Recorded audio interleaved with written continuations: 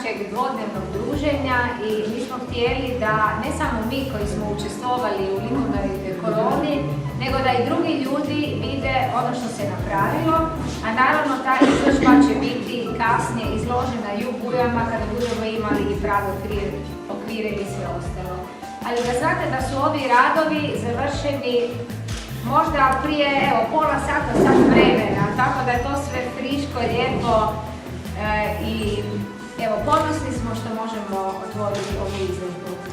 Allora noi dell'Università Popolare Aperta che abbiamo anche organizzato questa colonia artistica che da 7 anni si svolge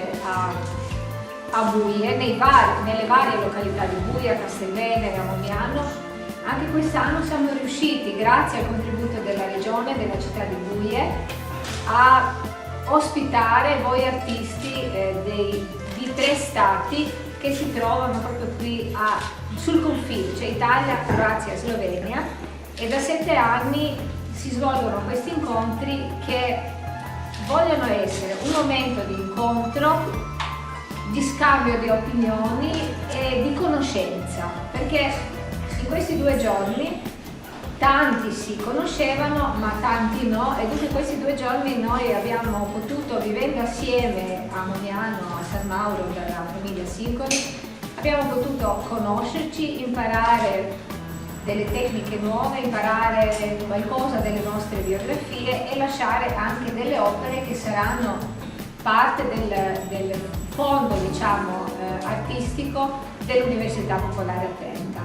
Ringrazio la Regione Istriana che ci ha dato la possibilità di finanziare questo progetto e la città di Buie e naturalmente la famiglia Sinkovic, ma anche tutti quanti voi che siete venuti a questo incontro e avete voluto partecipare. Le opere sono belle, varie, ognuno ha portato qualcosa di sé, di una sua espressione personale di quello che fa nella vita, il concetto artistico che crea, però il fatto più bello, e questo lo ripeto, e questo me lo avete detto voi anche ieri e oggi, è proprio questo momento del vivere assieme, stare assieme, parlare in trilingue, scambiarci numeri di telefono, fare progetti. Siamo riusciti a scoprire anche i giovani talenti, ecco la Sara che è stata la più giovane, tra i più... Volevo solamente ringraziare da parte della Momiano di essere presente qui con noi, di aver lavorato nel Mominese in questi 2 giorni, e questo è anche una dimostrazione che le nazionalità non contano, l'importante è essere le persone e trovarsi per noi tra l'altro e la cultura. Grazie.